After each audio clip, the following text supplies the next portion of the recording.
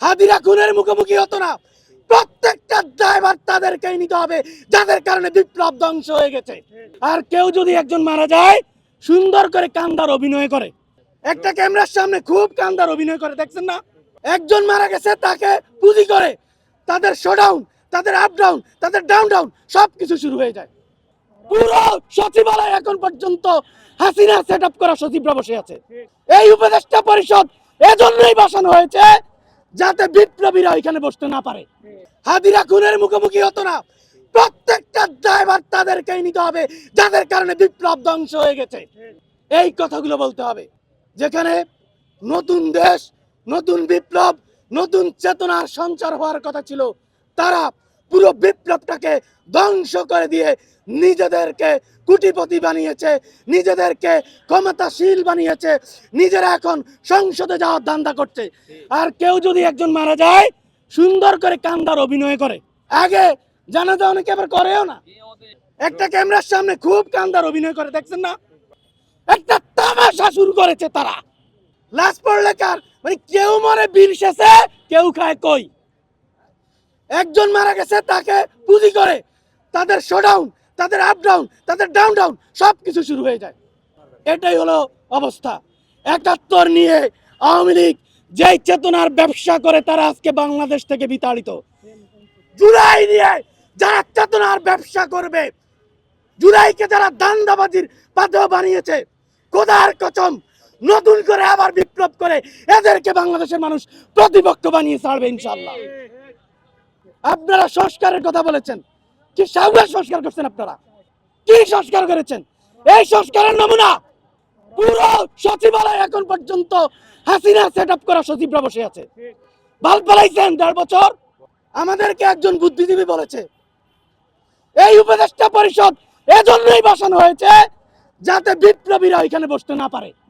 এবং এভাবেই তারা দেশটাকে চরমভাবে, জুলাইটাকে, ২৪টাকে চরম ব্যর্থতায় পর্যবেসিত করেছে। আজকে আমরা মাসের পর মাস এখানে হাদি হত্যার বিচারের জন্য আমাদের বসতে হচ্ছে। সাংবাদিক ভাইয়েরা, উপস্থিত জনতা, আপনাদেরকে একটা প্রশ্ন রাখতে চাই। বিপ্লবের পর একটা খুনের জন্য বিচার কেন চাইতে হবে? এই প্রশ্নটা করেন। আমরা তো বিপ্লব এজন্য করেছি যাতে কেউ অন্যায় করলে তার জন্য বিচার চাইতে না হয়, বিচার রাষ্ট্র এমনিতেই করবে। এই প্রশ্নের উত্তর দেন আপনারা। আমাদেরকে এখনো কেন খুনের জন্য বিচার চাইতে হবে, কেন শাহবাগ অবরোধ করতে হবে?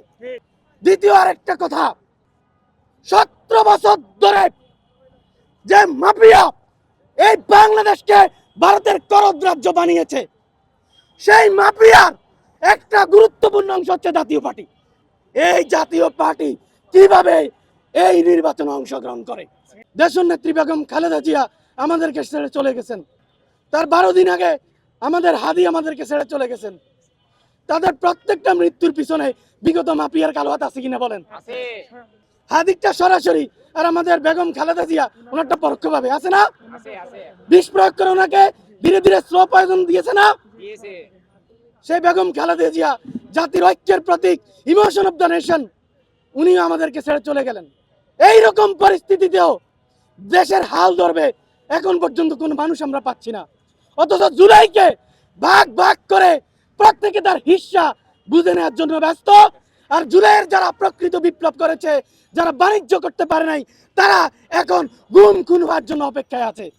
আমরা স্পষ্ট করে বলতে চাই, সর্বশেষ বক্তব্য, মাননীয় প্রধান উপদেষ্টা ডক্টর ইউনূস, আপনি শুধুমাত্র বিএনপিকে, শুধুমাত্র জামাতকে, শুধুমাত্র এনসিপিকে তেল মেরে প্রতিষ্ঠিত করে সাথে করে জাতিসংঘের অধিবেশনে নিয়ে গিয়ে মনে করবেন না বাংলাদেশের সব মানুষের মন আপনি জয় করে ফেলেছেন।